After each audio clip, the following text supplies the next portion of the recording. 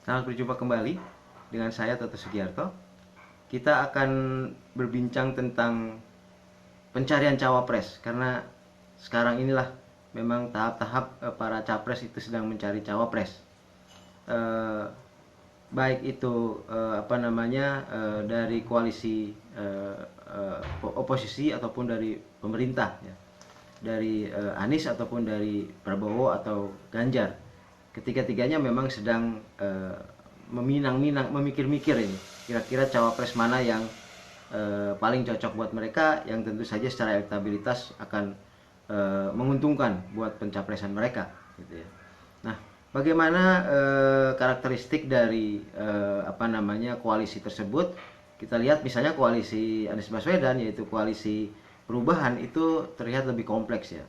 Ada kemungkinan pengkhianatan, tentu kemungkinan pengkhianatan itu ada. Kemudian juga rebutan untuk posisi cawapres ini juga sangat sangat sengit ya, baik itu Partai Demokrat ataupun Partai PKS, bahkan partainya Surya Paloh sendiri, Nasdem, itu tentu saja menginginkan posisi cawapres, meskipun tentu bagi Nasdem cukup dengan Anies sebagai capresnya begitu. Nah, perebutan itulah yang kemudian akan memperumit pencarian cawapres ini gitu. Dan kalaupun nanti sudah disebutkan oleh Anies Baswedan, apakah kemudian bisa diterima terutama oleh Partai Demokrat dan juga dan juga PKS. Jadi saya kira koalisi oposisi itu lebih ramai dan lebih rentan dibanding misalnya koalisi PDIP dan kemudian dari koalisi dari Gerindra begitu. Nah, kita lihat beberapa hari ke depan apakah cawapres itu sudah bisa ditentukan atau tidak gitu. Nah, bagaimana cara menentukannya? Tentu saja memilih cawapres itu sangat menentukan kemenangan.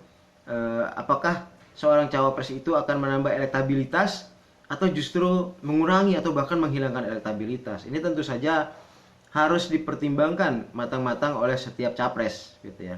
Makanya memang tidak mudah untuk cepat-cepat mengumumkan begitu ya. Saya kira permintaan untuk cepat-cepat mengumumkan itu juga tidak bijaksana, karena apapun juga harus dipertimbangkan begitu ya. Harus dipertimbangkan matang-matang gitu agar kemudian pencapresan ini berhasil gitu. Nah, apa saja pertimbangannya?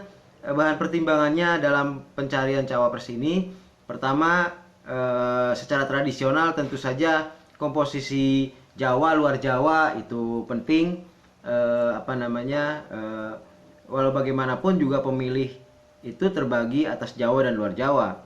Nah, kalau terkonsentrasi di Jawa tentu saja tidak akan mendapat dukungan atau kecil dukungan dari luar Jawa misalnya seperti itu. Jadi capres yang adalah katakanlah orang Jawa seperti Ganjar tentu lebih cocok untuk mencari cawapres yang bukan orang Jawa. Bisa saja misalnya capres yang bersuku bangsa Sunda misalnya ya, seperti Gubernur Jawa Barat itu Ridwan Kamil gitu ya, atau dari luar Jawa cawapresnya gitu ya. Nah, kemudian Prabowo misalnya. Prabowo sebagai militer, nah ini kriteria berbeda. Kriteria kedua adalah militer dan non militer atau non militer, sipil militer. Kalau dia cawapres militer seperti Prabowo, maka akan lebih beruntung, akan lebih menguntungkan jika cawapresnya adalah sipil. Sebaliknya, bagi Anies dan Ganjar, cawapres dari berlatar belakang militer bisa saja merupakan keuntungan, gitu ya. Meskipun tentu saja tidak bukan satu kepastian, gitu ya. Tetapi upaya untuk menyelaraskan komposisi itu baik. Pertama adalah Jawa luar Jawa, kedua adalah sipil militer. Saya kira itu yang harus dipertimbangkan. Anies tentu saja memungkinkan untuk mengambil cawapres dari kalangan militer. Makanya inilah kelebihan AHY. Kalau Anies AHY berarti kan sipil militer. Nah, kemudian bisa dilihat sebagai, kalau Anies dilihat sebagai katakanlah ada kaitan dengan Sunda gitu ya, berarti kan Sunda Jawa, luar Jawa Jawa gitu ya. Atau dilihat dari sisi etnis misalnya, tentu saja itu sudah luar Jawa Jawa gitu ya. Nah, tapi tidak tertutup kemungkinan jika Anies kemudian mengambil cawapres dari sipil juga tidak apa-apa gitu ya. Tetapi biasanya komposisi sipil militer, komposisi Jawa luar Jawa itu akan lebih melengkapi, ya, akan lebih melengkapi demografi dari pemilih gitu. Nah, Prabowo misalnya yang seorang militer, berlatar belakang militer, alangkah baik jika mengambil tokoh dari latar belakang non militer gitu ya. Misalnya Sandi gitu ya.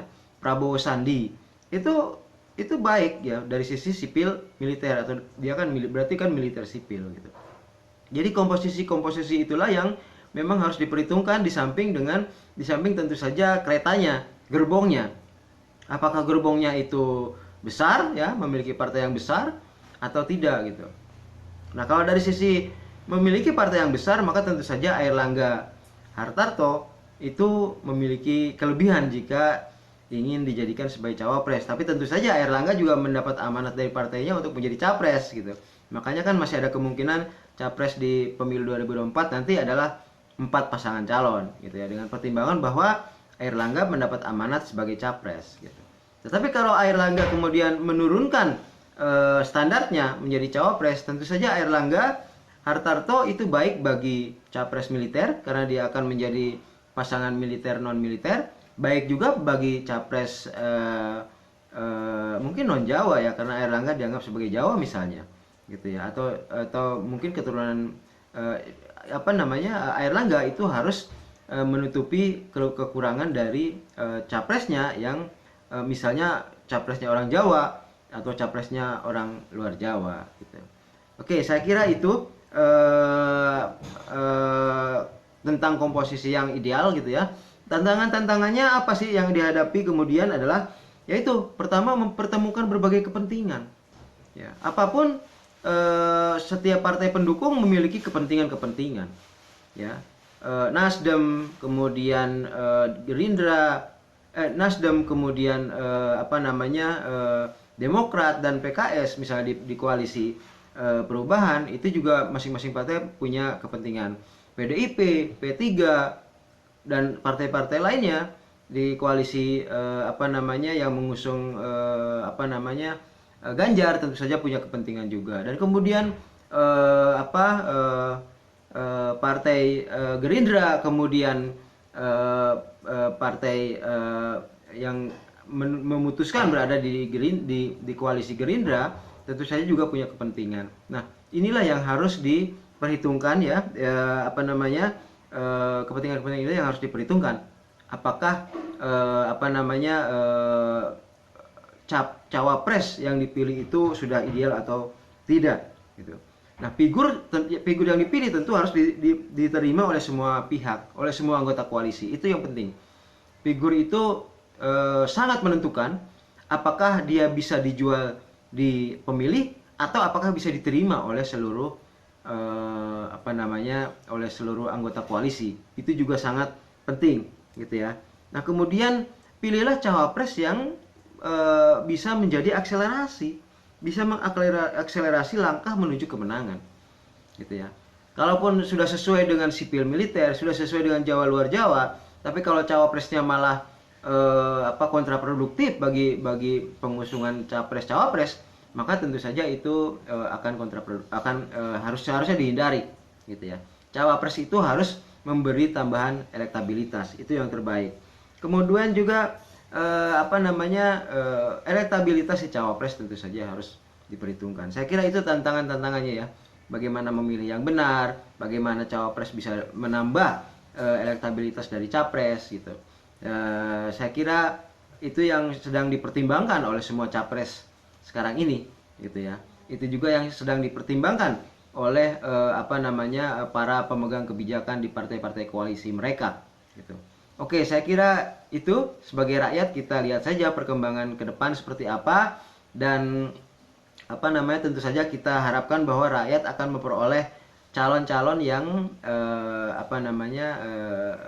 baik di mata rakyat. Saya kira itu. Terima kasih. Jangan lupa like dan subscribe.